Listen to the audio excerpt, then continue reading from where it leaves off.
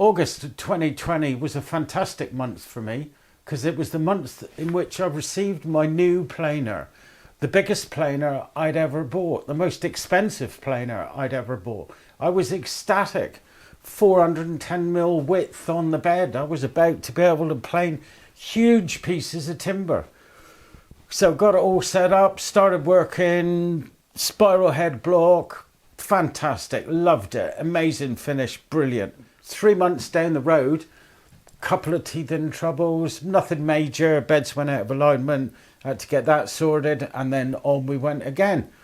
Daily use, fantastic. As I've mentioned in the other vids, I really dislike having to lift the beds up, wind the table, put it all down again. The majority of European planer thicknessers seem to be that way, not something you can get away from unless you have two separate machines.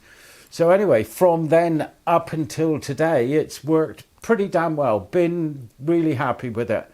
But today, it's broken. Today is not a good day.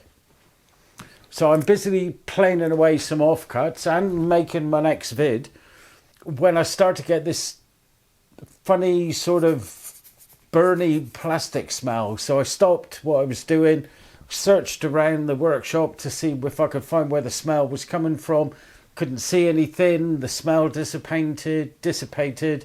So I went on again, and it was then that I noticed smoke coming from this side of the planer. So turned everything off, everything isolated, and started taking the panels off to see if I could find out what the hell the problem was. And let me show you what I found.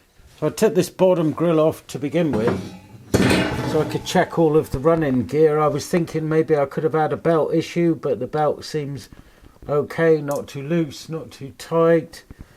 Nothing fouled around the chain, all of the cabling looks fine. So then I took this top panel off, and again, belt's fine, nothing caught around the chain. Everything looking good until my eyes caught sight of this. And in here we've got the two capacitors that the machine needs to run. One for fire up and one for running. Now I'm no electrician, but I'm pretty sure it's not meant to look like that. So I picked up the phone and rang Felder Tech Support. Now you can no longer get straight through to speak to a technician. You've got to raise a ticket and then they ring you back. I don't know when that changed, but I distinctly remember being able to get straight through on previous attempts.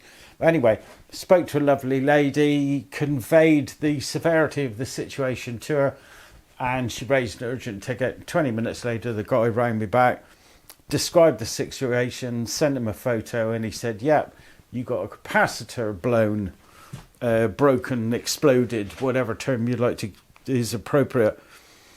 So he said, can you read the number off the capacitor to me? Which I did. In actual fact, I sent him a photograph of it. And he said, yeah, not a problem. I can order those for you. If you've got any in stock, no, they've got to come from Germany. Oh, gosh darn. How long will that take? Well, if he marks it as urgent, they may be here in 4 days' time. 4 days? Really? In this day and age? Okay, I says, how much are they going to be? I'm assuming that it's not covered under some super duper magic long warranty. And he said, no, you're dead right, it's not. They're going to cost you 170 quid. Now, I had a brief look around on the internet and they seem to be available for a lot less money than that. But that was after the phone call and I've already ordered them. I am feeling really unhappy about this. I don't think a component like that should have gone on a machine like this in the period of time we're talking about. This was over £4,000 to buy. It is not yet 3 years old. It doesn't get used every day. And when I do use it, I don't ask it to take off 3 or 4 mil at a time. I like to go a little bit gentle with it, take off 0.5 mil, maybe 1 mil at a time. 1, I don't want to overload the motor. 2, I don't want to get tear out on the timber that I'm planing. So the fact that I've got an electrical component gone already that clearly states made in China, have I bought a pig in the poke? Is this not the quality of equipment that I thought I was originally buying? You'll see from the previous video, I had some concerns about it before, and now the taste of buying a hammer piece of equipment is starting to get a little bit sour.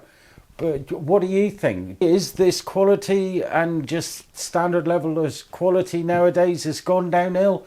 Or is this just not a good bit of kit? I don't know what to think anymore.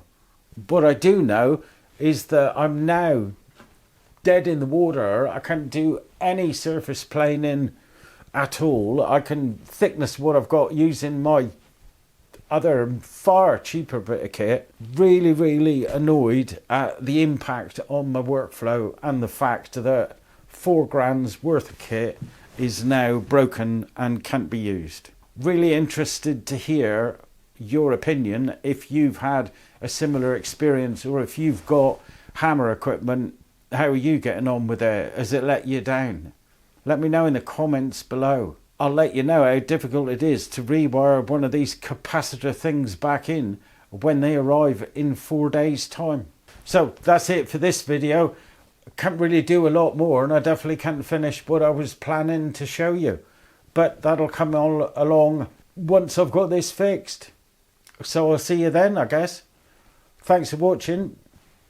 Ta-ra.